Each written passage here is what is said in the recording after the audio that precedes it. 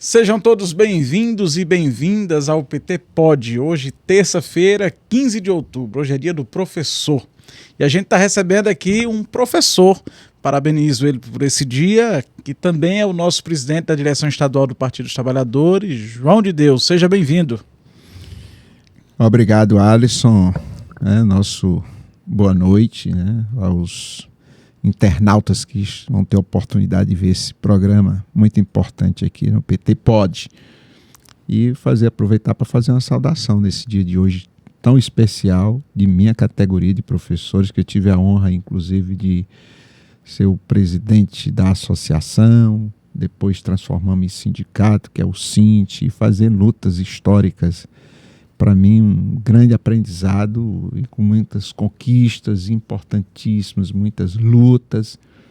Foi isso que me fez, inclusive, participar mais da política partidária, porque a política partidária ela dá um espaço para que você possa implementar políticas, de fato, que possam atacar os problemas na raiz, né? Então, saúdo aqui todos os meus colegas professores e professoras do meu estado do Piauí. É isso, você que está acompanhando a gente pelo YouTube, faça sua inscrição no nosso canal, filie-se ao Partido dos Trabalhadores, pt.org.br/filie. A nossa jornada aqui no PT Pod hoje vai ser um balanço sobre as eleições de 2024. Eu já vou começar perguntando, o PT é o campeão de votos no Piauí, presidente? Pois é, né? Eu acho que é importante dizer que o PT, desde o primeiro momento que surgiu, sempre disputou prefeituras. Claro que numa proporção menor, em alguns municípios apenas, o partido estava presente em poucos municípios, mas era uma forma que a gente tinha de poder apresentar o partido para a população. E de lá para cá, embora conquistando o governo do estado ali em 2022, aliás, em 2002, com o nosso governador, naquela época, o primeiro governador do Piauí do PT, o Wellington Dias, a partir dali, lógico que a gente avançou, mas não na proporção do que a gente esperava, né? Considerando que a gente tinha o governo do estado, com os exemplos de uma gestão estadual e de uma gestão muito bem aprovada a nível nacional. Então, essa coisa da disputa municipal ela é muito caracterizada em função do embate local. O fato é que, na eleição passada, por exemplo, nós elegemos apenas 24 prefeitos, agora nós elegemos 50.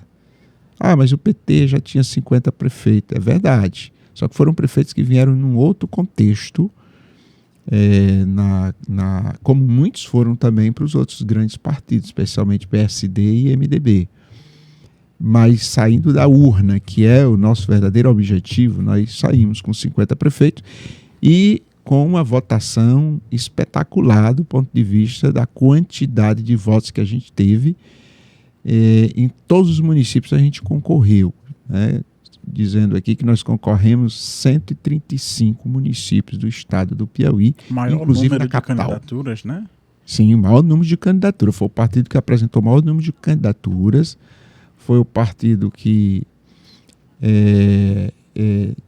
conseguiu, portanto, ter maior votação no estado do Piauí para prefeito e para vereador. E foi o partido que elegeu o maior número de vereadores no estado do Piauí, que é muito importante, que era uma das metas nossas, lutar para que pelo menos em todos os municípios a gente tivesse pelo menos uma voz do Partido dos Trabalhadores. Então, eu acho que foi uma grande vitória. E daqui para frente agora é tocar o barco, começar a preparar essa turma para fazer uma grande gestão. Agora, a gente fala muito sobre esse número de prefeitos eleitos, mas você tem de um outro lado uma gama de companheiros e companheiras que, mesmo não tendo sido eleitos, apresentaram um debate para cada cidade. Agora o próximo passo é continuar cuidando desses líderes para poder projetá-los para um próximo momento? Eu acho que o PT tem um desafio que não é só do Piauí. No que pese a gente ter avançado muito em relação à quantidade de prefeitos e na votação para prefeito, mesmo considerando também aqueles que onde não ganhamos a eleição, nós tivemos prefeitura que nós perdemos por 3 votos, o caso de Assunção. e muitos outros a gente perdeu por 5, por 10, por 20, por 30, né? Então, se a gente for levar em consideração, nós temos hoje o PT como partido mais forte, não só mensurando pelo número de prefeitos que a gente elegeu, não só pelo número de votos que a gente teve, mas pela consistência das nossas candidaturas, que é um outro lado que precisa analisar. Então, nesse sentido, a pergunta é... Os que perderam a eleição... Pronto, exatamente. A gente acompanhar, tá certo? Nós, inclusive, temos nos comunicados com esse pessoal todo para animá-lo, né? Incentivá-los a continuar na luta, porque foi assim, né? Muitas vezes a gente não ganha na primeira, não ganha na segunda, mas da terceira vez a gente ganha. O importante é a gente sonhar em mudar a vida das pessoas a partir da gestão pública, especialmente da gestão pública municipal, que é aquela que vive ali no dia a dia das pessoas, onde as pessoas quem tá mais moram. Perto, né? Né? Tá mais Tanto perto. é que eu hoje tenho a compreensão de que a gente precisa pegar algumas experiências bem-sucedidas. Eu cito o caso do Felipe, que é ali no sul, no extremo sul. Cristino Castro. Felipe Dias tem o quê? 28, 29 anos. Né? Um jovem que foi para o segundo mandato, eleito com 80% dos votos. Então, nós precisamos mostrar para a população do Piauí e até do Brasil o que deu certo com o Felipe. E a prefeita Jove, de Piripiri, para pegar aí também um município grande, que é o quarto maior município do estado, que ganhou a eleição de uma pessoa, inclusive, que já foi prefeito várias vezes. É o ex-deputado, o ex-prefeito Luiz Menezes. A Jove teve 70% dos votos. Então, o que há de diferente aqui que levou a população a aprovar essa gestão do Partido dos Trabalhadores? Tem vários outros exemplos, São João do Arraial, tem vários outros. Mas a gente precisa agora também falar da gestão municipal, porque a gente muitas vezes fica aqui focado na gestão estadual, que a população aprovou, claro, né? O Rafael Fonteles entrou aí no 5º governo do PT com a larga aprovação por parte da população. Mas é importante a gente mostrar, inclusive vou sugerir a você aqui, para a gente trazer alguns prefeitos eleitos, inclusive que foram reeleitos, para mostrar o caminho aí, por que foram reeleitos e o que deu certo, o que não deu certo na gestão municipal, porque esse é um grande desafio nosso, a gente romper essa barreira e ampliar nossos, vejam assim, a presença do Partido dos Trabalhadores no comando também de prefeituras municipais. Agora tem uma história também de muito sucesso, que é num município bem pequeno aqui do estado, município de Brejo do Piauí. Sim. Foi eleito prefeito e 9 vereadores pelo Partido dos Trabalhadores. Não só lá, nós tivemos também Anísio de Abreu, da região de São Raimundo Nonato. Brejo também. Hoje nós temos Brejo também. Nós tivemos o prefeito Ney, ele lançou um sucessor, eu estive lá, inclusive, na convenção, e lá ele foi, o sucessor dele, que é Ramon, eu não recordo aqui qual é o sobrenome, não é? Ramon foi eleito com a margem de votação de quase 70%, e todos os vereadores, inclusive todos os vereadores já participaram, né, da nossa chapa. Uhum. E elegemos os 9 vereadores também. Pelo Partido dos Trabalhadores. Então são histórias de bons resultados. Resultados. Sobretudo numa região que, historicamente, sempre nos deu boa votação ao Partido dos Trabalhadores, que é a região de São Raimundo Nonato. Com certeza. Né? A região que o presidente Lula teve, inclusive, na última eleição, votações ali entre 90% e até 94% em várias cidades, que foi o caso de Guaribas, onde ele tem o maior percentual no Brasil de votos. Agora nós temos também casos que pareciam impossíveis na política piauiense, que deram muito certo, que foi uma eleição de virada, que foi a sua cidade natal, José de Freitas. Você consegue explicar para a gente o que foi a mensagem que chegou na população? Bom, Zé de Freitas, a gente precisa compreender a natureza política da cidade. É uma cidade que completou agora 146 anos, uma cidade que tem 45 mil habitantes aproximadamente, que fica aqui a 40 quilômetros da capital, e uma cidade que durante esses 146 anos ela foi administrada pelos freitas pelo menos 120 anos. 120 anos. Você vê que lá o nome da cidade no passado era Nossa Senhora do Livramento. Os freitas mudaram o nome para José de Freitas, que foi prefeito, que foi o patriarca, né? Da história política da cidade, dos freitas. E as principais escolas, todas, o nome é Ferdinand Freitas, que foi prefeito, inclusive avô do atual concorrente nosso, pai do ex-deputado Robert Freitas, né, que faleceu de Covid, o atual, hoje, Ferdinand Freitas, que concorreu com a gente, filho de Robert Freitas, então é Freitas, mas não usava a marca Freitas, era Dr. Dinan. E as principais ruas, praças e tudo é Freitas. Então você imagina, isso é de certa forma muito forte. Tanto é que todas as eleições que eles concorrem, eles começam ali com 30%. Mas eles perderam as últimas 3 eleições, digamos assim, perderam outras lá atrás. O fato é que as oposições lá só governaram 5 durante 20 anos. Nós só ganhamos 5 eleições.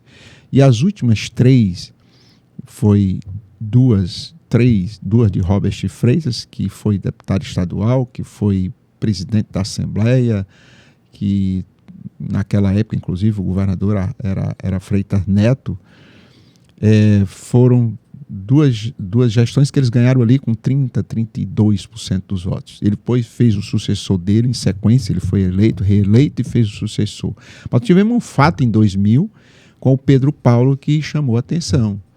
Né? Eles fizeram... O homem da bicicleta? O homem da bicicleta. Eles fizeram uma coligação com todos os grupos políticos, com todos os partidos, e o PT, a gente tinha acabado de criar o PT, inclusive com a minha ajuda. Eu, como estudante, morando aqui em Teresina, estudando aqui, então ajudei a fundar o PT lá na minha cidade. E lá a gente tinha uma meta de eleger um vereador, que era o Pedro Paulo.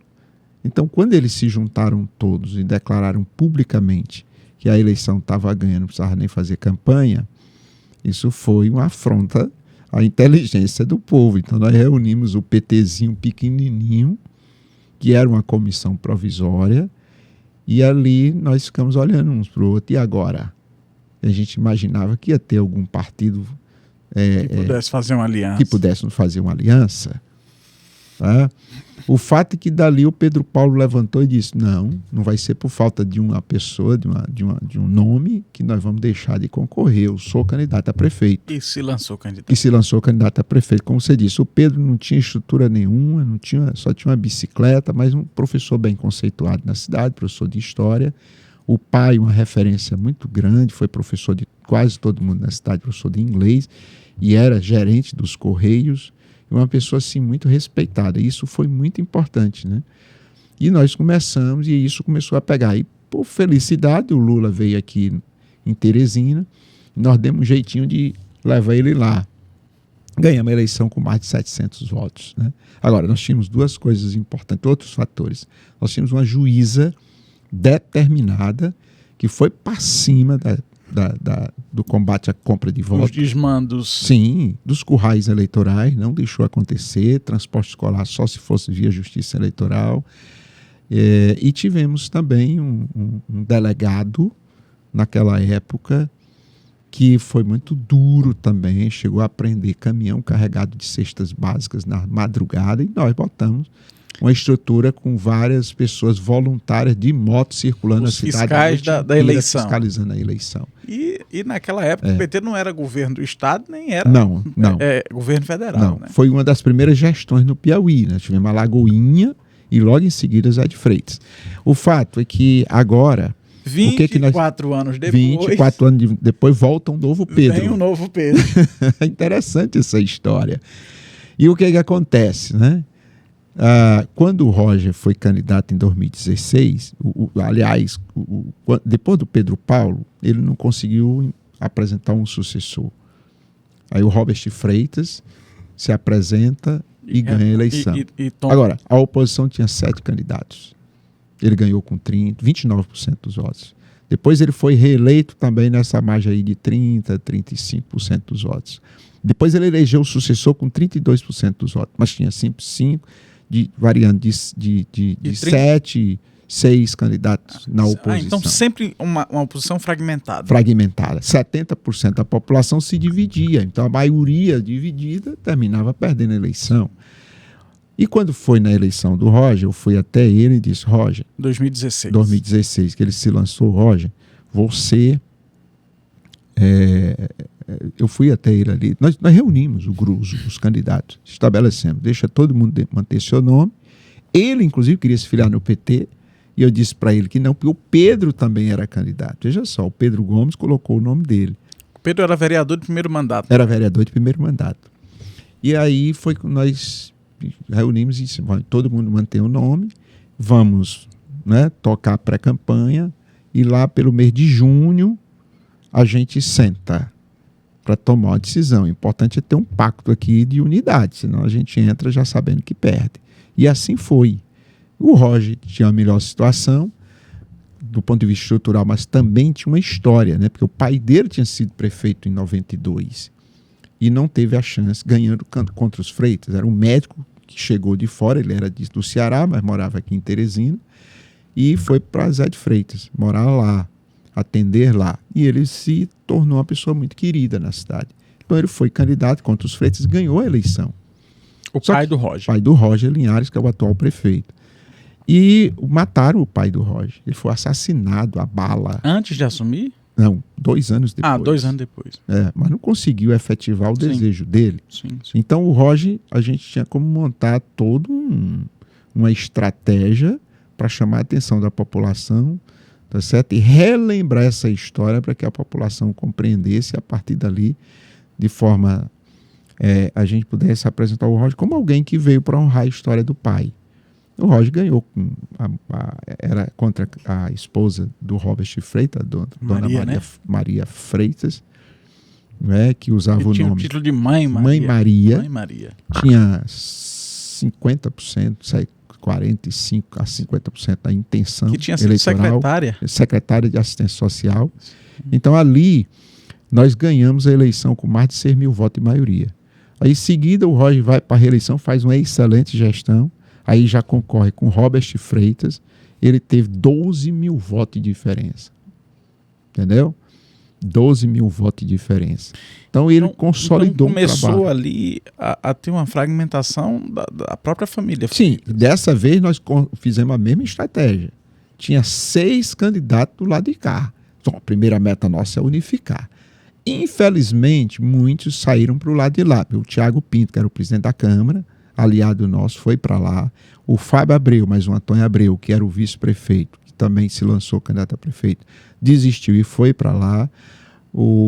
Deixa eu ver quem era mais. O próprio Ricardo Camargo, médico, né, que também era ligado a gente aqui, que estava discutindo o nosso campo, foi para lá no apagar das luzes e ficou aqui o Rumenig, eu que retirei minha candidatura em prol do Pedro, e o prefeito fez um acordo com a gente em nome do Pedro.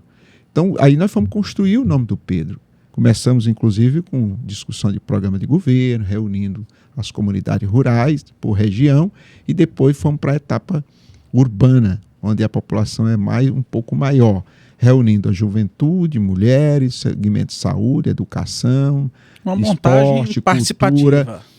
Moço, a população se sentiu acolhida. Isso nunca aconteceu na história. Mesmo a gestão do Roger, nas campanhas do Roger, a gente nunca fez isso. Então agora nós fizemos a diferença. Nós pegamos e caímos em campo, fomos dialogar com o povo, pedir sugestão para o programa de governo. E uma participação muito boa. E fomos, né? Crescendo. O Ferdinando estava com lá seus 50%, e o Pedro aqui patinando com 10, 12, depois subiu para... Nós fizemos o lançamento dele. De você ter uma ideia, de 10 vereadores que tinha com a gente, ficaram apenas 3. Apenas 3. Você vê, a situação complicada. Então, 7 passaram para o outro lado. Quando nós fizemos o lançamento do Pedro, Uma semana depois ele já ultrapassava o Ricardo Camargo. O Ricardo caiu aí para seus 20%, o Pedro com 38%, o Ferdinand caiu um pouco, e a gente foi animando a turma, né? E montando nossa estratégia. Toda semana fazia uma reunião da coordenação, fazia uma avaliação, projetava a semana seguinte. Hoje o Pedro foi eleito prefeito de José de Freitas, né? No que pese ter tido muita compra de voto, muita tentativa no auge do desespero, mas... A diferença foi... De 352 votos. A gente projetava para ter em torno aí de 4 mil votos, 5 mil votos, mas infelizmente não foi, porque as pesquisas nos davam aí com 10, 12, chegamos a ter algumas pesquisas até 15% na frente. Então, você vê que a diferença foi muito pequena. Então, essa foi... Mas essa história de toda uma construção. Ó, veja só, eles botaram a pecha do Pedro como o vendedor de beiju, ó, tentando ironizar e menosprezar. Desqualificar. E nós dizíamos para o povo que o fato de você ser do meio rural, ser um agricultor, isso não diminui nada no cidadão e na cidadã. Tá certo? Vendedor de beiju, fazedor de beiju, sim. Né? E nós tínhamos tido umas 3 gestões de doutores totalmente fracassadas. E que doutor era importante, mas era importante para cuidar do povo, da saúde do povo. E que o Pedro, como prefeito, como ele conhece os problemas do povo, ele ia ter, obviamente, a oportunidade de, sentindo a dor do povo, de poder contratar médicos, sim, né? Na quantidade certa, e as pessoas certas para atender o povo. Talvez funcione muito melhor a saúde assim do que botar alguém na cadeira de prefeito que é doutor, que nunca entendeu de gestão pública e se acha, pelo fato de ser doutor, que sabe mais do que qualquer outra pessoa. Então, José de Freitas foi uma vitória para lavar a alma. Para lavar a alma. Na Grande Teresina, infelizmente, nós perdemos. Não perdemos porque a gente não governava, mas deixamos de ganhar Campo Maior, Altos, são cidades grandes. União e Zé de Freitas aqui a 40 quilômetros da cidade. E estamos agora com um plano de governo aí, comandado pelo nosso prefeito Pedro, muito interessante, né? Principalmente na questão da economia. Agora faz-se um debate muito grande sobre perder Teresina. A gente perde o que não tem? Pois é, né? É importante esse olhar. Nós não tínhamos Teresina, e não só não tínhamos, nós concorremos Teresina várias vezes. Pelo menos umas 8 vezes. 2008 com Flora, 2012... Não, mas antes nós chegamos a disputar. Tinha 2004 com o Nazareno, antes disso, várias outras. Pronto. E nunca ganhamos. Esse é um tabu que não existe só em Teresina, mas no Brasil inteiro, né? Nós chegamos a ganhar algumas capitais, depois, mesmo com a boa gestão, com a excelente gestão, a gente perdeu. Porque há um debate ideológico feito, e eu acho que o partido perde quando não encara esse debate ideológico, né? E ele voltou esse ano, né? E o PT, mais uma vez, perdeu o debate, na minha avaliação.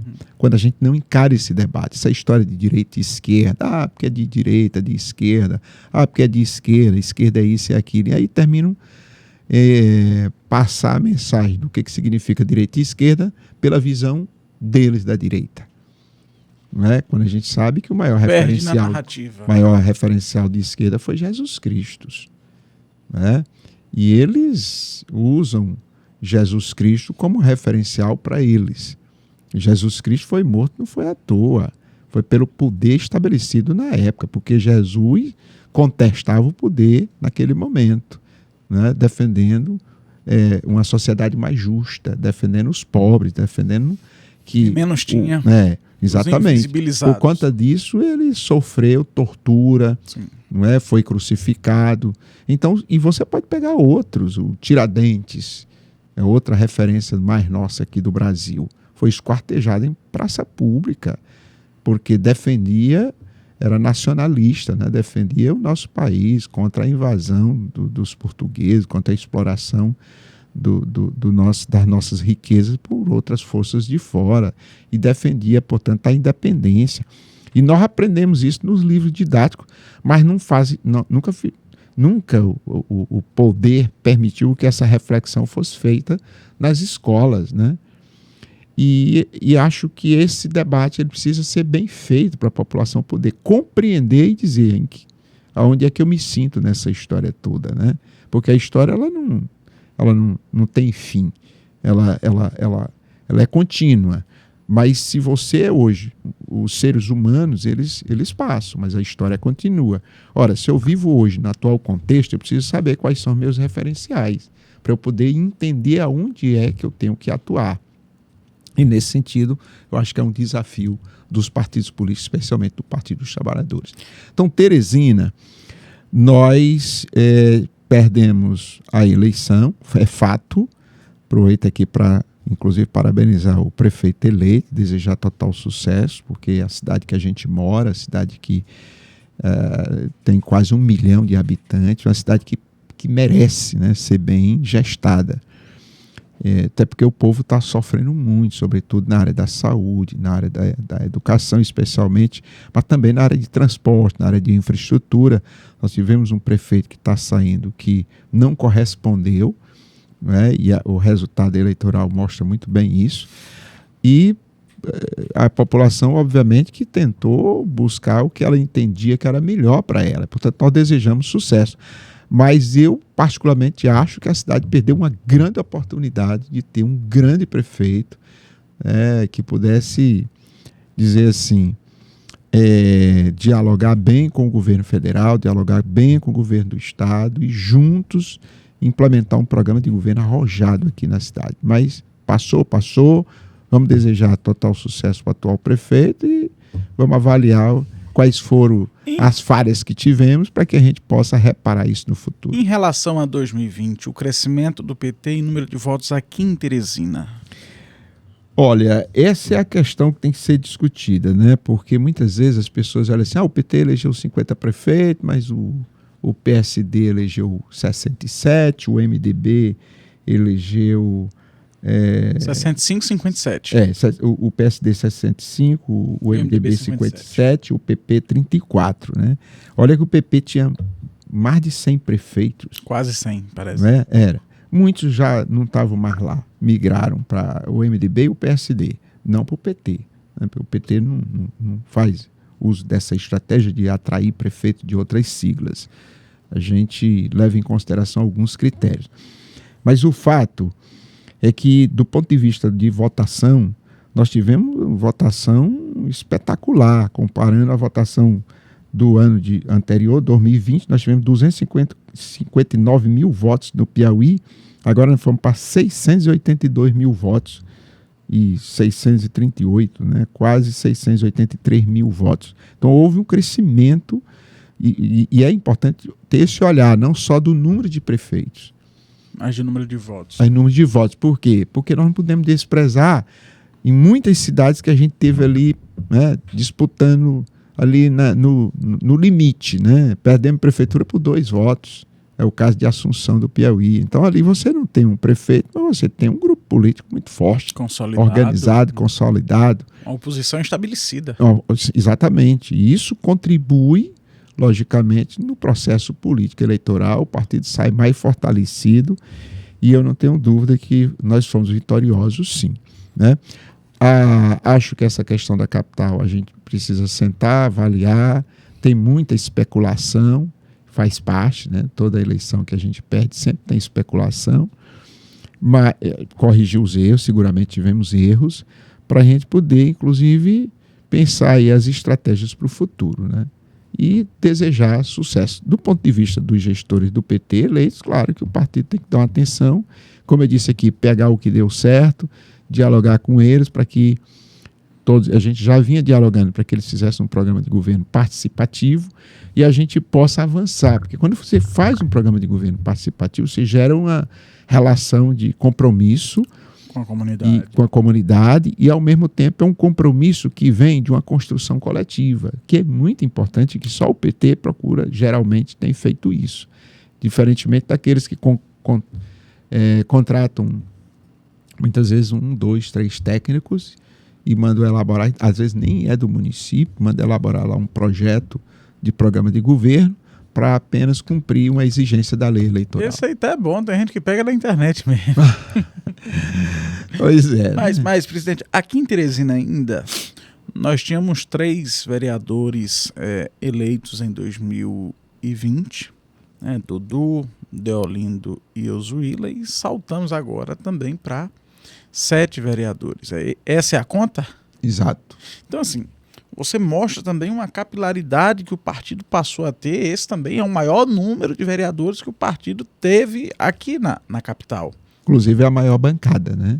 A maior na bancada Câmara Municipal, isso, a maior né? bancada é a do Partido dos Trabalhadores. Mas, além disso, em relação a 2020, o PT conseguiu ampliar o seu número de vereadores em todo o estado.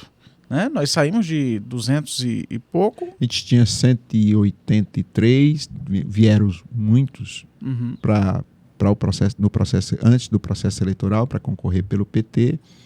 Tínhamos aí 1.700 aproximadamente candidatos a vereadores e saímos com um saldo de mais de 500 vereadores eleitos. 500 Também foi recorde. E hoje, né, o número de vereadores, nós somos o partido que elegeu o maior número de vereadores. Pra você ter uma ideia, o PT elegeu, aliás, a quantidade de voto para vereador também, pegando esse dado, nós tivemos 448 mil votos para vereador, o MDB teve 427, o PSD 475, e desses, o PT, só em Teresina, tivemos quase 80 mil votos para vereador, né?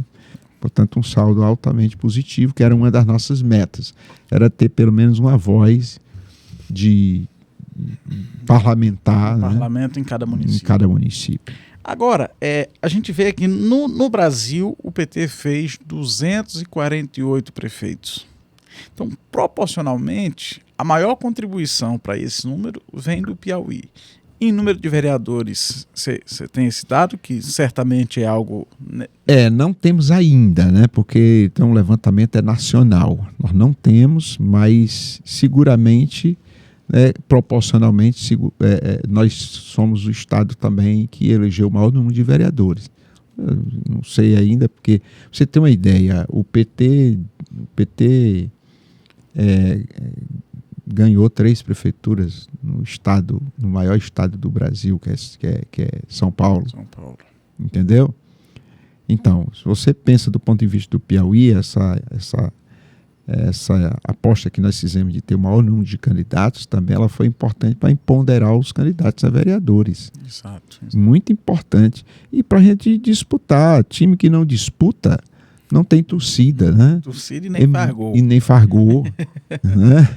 Então, assim, o PT do Piauí segue sendo o estado que mais contribui nesse processo nacional de fortalecimento do Partido dos Trabalhadores, em números reais.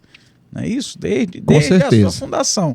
Isso começou quando a necessidade era fundar 2 diretórios, foram fundados 4 ou 5, uma coisa assim, o professor Antônio José falou no episódio passado. Então, o PT do Piauí é sim uma referência para o Brasil. O PT do Piauí é uma referência para o Brasil, né? E vai ter um evento agora, no final do ano, eu vi aí já o anúncio, a direção nacional deve chamar para avaliar os resultados eleitorais no Brasil. Nós vamos estar presentes. Seguramente o Piauí vai ter voz nesse espaço para mostrar o que dá certo, o que não dá certo aqui. Nós temos muita contribuição a dar, mas também temos muito ainda o que aprender, né?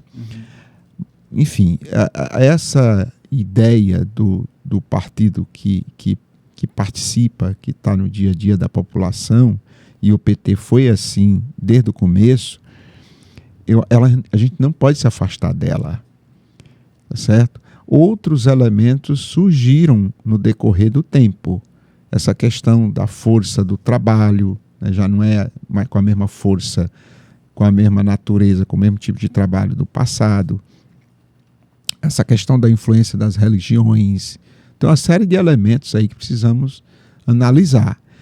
A própria classe trabalhadora não é a mesma. Não é. Os sindicatos, né, que o PT surgiu aí com a força sindical. Com a força sindical e a tarefa de organizar os trabalhadores para que eles próprios fizessem sua própria luta. no campo sindical, mas também no campo político. E acho que as mudanças que aconteceram no mundo, elas trouxeram, e no Brasil não foi diferente, elas terminaram, de certa forma, enfraquecendo essa nossa estratégia. Então a gente precisa fazer uma nova leitura para a gente saber como lidar com ela e a partir daí a gente possa se fortalecer. Porque o PT defende um projeto de sociedade, é mais do que um partido político. Um projeto de sociedade onde toda a riqueza construída num país riquíssimo como o Brasil, ela seja distribuída de forma justa. De que forma? Para ficar mais claro, o que é a forma justa? Não é? Dar dinheiro para as pessoas, como muitos exploram, dizendo que as pessoas muitas vezes não vão trabalhar porque não se encontram em... Não, é a questão de você dar oportunidade. Como é que você gera oportunidade? Primeiro começa com a educação. Mas a criança tem que trabalhar desde cedo. É um programa de amparo à família, que é o Bolsa Família, onde uma das condições dadas para que as pessoas tenham acesso ao programa é que os filhos estejam na escola. Então nós estamos ali construindo um futuro para aquela família a partir dos mais novos, para no futuro a gente romper com esse ciclo vicioso, né? Que as pessoas possam ter acesso à saúde pública de qualidade, uma mãe gestante, ela possa realmente ter uma saúde de qualidade para que ela não tenha uma criança que nasça com problemas, que vão ser problemas para a família e problemas para a família. Ou seja, não é só uma política de transferência de renda, é uma política social de fato. Com certeza. E se você olha do ponto de vista do que significa na quebra de um ciclo vicioso, eu sou pobre, não vou para a educação, quer dizer, eu não consegui estudar porque eu tinha que trabalhar desde cedo, e meus filhos, eu não vou ter condições de dar estudo para eles, porque eu ganho pouco, eles vão ter que trabalhar também. Então esse ciclo vinha se repetindo historicamente. E a classe rica, né, a classe que estava à frente do poder, nunca teve interesse em encarar esse problema. A elite política nunca teve interesse em encarar esse problema, até porque a ela interessava a mão de obra barata. Pegando o exemplo aí do período de escravidão, que o Brasil foi o país, por último, se safou da escravidão. Então, e o PT é esse partido. Eu acho que a gente precisa falar mais do PT, explicar mais o que significa o PT, fazer mais formação política, trabalhar mais a juventude, porque eu acho que é por aí que as pessoas vão entender. Ninguém participa daquilo que não conhece. Exato. Acho que esse é o grande desafio para o Partido dos Trabalhadores. Agora nós fizemos aqui o balanço de quantos eleitos, quantos vereadores, quantos prefeitos, mas essa foi só mais uma tarefa concluída. Vem agora o próximo passo, que é como é que o partido vai acompanhar esses prefeitos e vereadores que assumiram compromissos com a comunidade, compromissos partidários inclusive, de melhorar a vida das pessoas, de buscar uma sociedade mais justa, de lutar pela agricultura familiar, pela juventude, pela saúde, pela educação. Como é que o partido vai acompanhar esses novos mandatos? Eu acho que esse é um desafio para o PT, não só do Piauí, mas para o PT nacional. Nós precisamos colocar isso como um desafio, exatamente para que a gente possa avançar na qualidade das gestões municipais. Muitas vezes a gente ganha uma gestão, o povo vai muito empolgado e depois na eleição seguinte a gente perde porque o povo não vê muita diferença em relação aos gestores anteriores e até voltam os gestores anteriores. Então, para que a gente possa realmente ter aí uma avaliação positiva por parte da população, é preciso que a gente ajude esses prefeitos a melhorar a gestão através de formação, inclusive com acompanhamento, assessoramento e, sobretudo, abrindo espaço na relação direta com o governo do Estado e com o governo federal. Para você ver, o governo federal ele disponibiliza inúmeros convênios, muito recurso através de convênio para a saúde, para a área social, para a área de infraestrutura, e muitas vezes o gestor nem sabe. E por isso não leva punição. Não vai atrás do dinheiro. Né? E termina perdendo dinheiro, perdendo oportunidade. Mas Zé de Freitas é uma cidade, eu vou pegar a minha cidade aqui, que chega a ter ainda cerca aí de umas 1.000 casas de palha. Isso não é pouca coisa, não. Não tem um banheiro, não é? Um espaço para fazer as necessidades fisiológicas. Então essa foi uma das coisas que nós botamos no programa do Pedro Gomes. Isso não é inadmissível. Uma cidade na Grande Você entendeu? Teresina. Na Grande Teresina, as pessoas morando em casa de palha com chão batido. Né? Crianças nascem e crescem com a bundinha no chão, na terra. Então, são coisas que a gente pode encarar. Agora, a prefeitura sozinha vai conseguir resolver isso? Não. Mas tem recurso no governo federal. Não é? É preciso a gente dialogar com o governo federal e, nesse sentido, nós estamos muito otimistas, né, para que a gente consiga avançar não só nesse item, mas em outros. Produção de alimento. Nós nos alimentamos de Petrolina, de Pernambuco, a mais de quase 1.000 quilômetros de distância, e do Ceará, aqui da região de Tianguá, 600 quilômetros de distância. Não só Zé de Freitas, mas o Piauí inteiro, a Grande Teresina. A pergunta é, o que há de diferente lá que consegue produzir banana, melancia, tudo que você imagina, você vai na Ceasa, tudo ali vem de fora. O Maranhão inteiro também se alimenta dali. Né? E por quê? O que há de diferente? Aí, é região de semiárido, a Petrolina. Tem o Rio São Francisco, é claro, mas o rio não chega para todo mundo, ele passa. Mas aqui passa o Parnaíba também, e outros rios, Puti, tantos outros, poços, tá? Muitos poços, muita água. Então, como é que a gente explora isso? Mas como é que a gente prepara os pequenos para que eles se tornem grandes? Só tem um jeito. Tem que ter um CNPJ, tem que ter assistência técnica, tem que ter um CNPJ, cooperativismo. Tem muitas experiências aqui no Piauí que dão certo. Então, eu entendo que os nossos prefeitos eles podem fazer a diferença por aí. E fazer com que esse dinheiro que sai daqui vai para Pernambuco, que ele circule aqui, porque isso fortalece a economia local, geração de emprego e renda local. Acho que esse é um dos grandes desafios que a gente tem. Saúde pública, por exemplo, o governador Rafael está com um projeto aí espetacular, que é o Piauí Saúde Digital.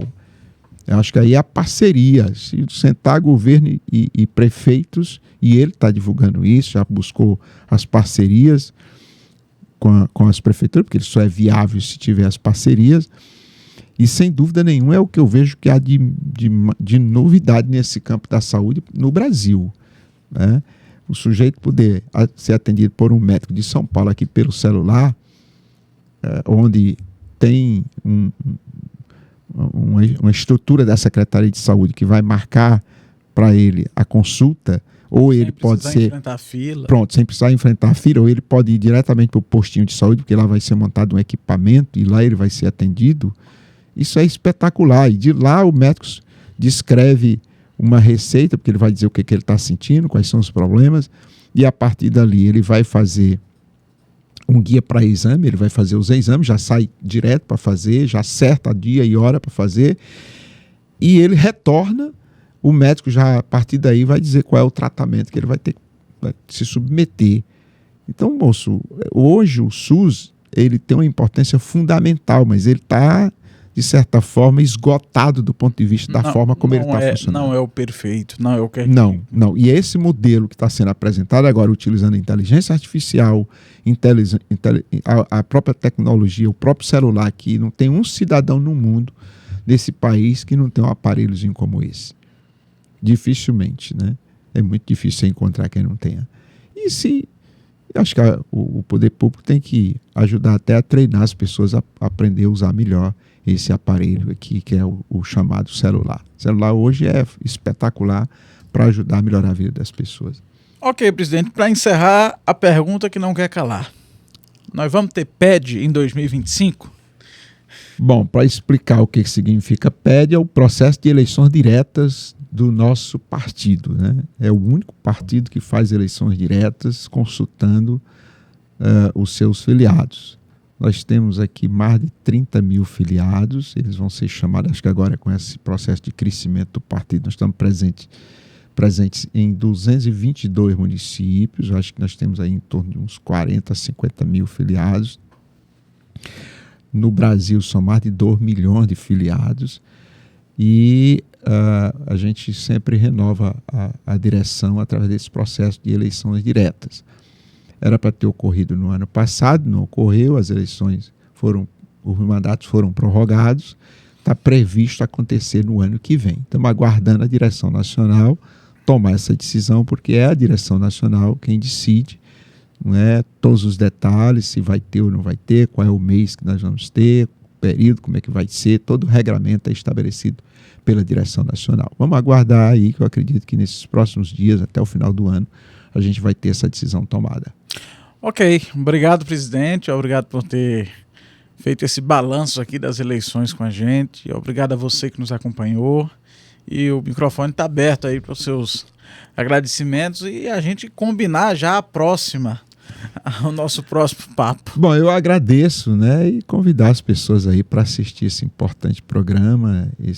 A nossa interesse aqui é poder levar esse meio de comunicação para falar mais daquilo que nós fazemos, daquilo que nós realizamos, para que a população tenha acesso melhor das nossas informações. E parabenizar você mais uma vez aqui pelo trabalho, toda a equipe, tá certo?